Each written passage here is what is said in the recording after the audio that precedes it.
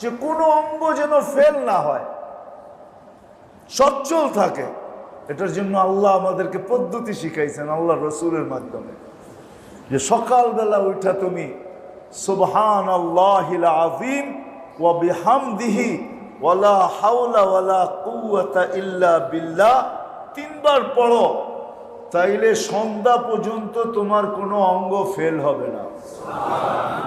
কি হবে না?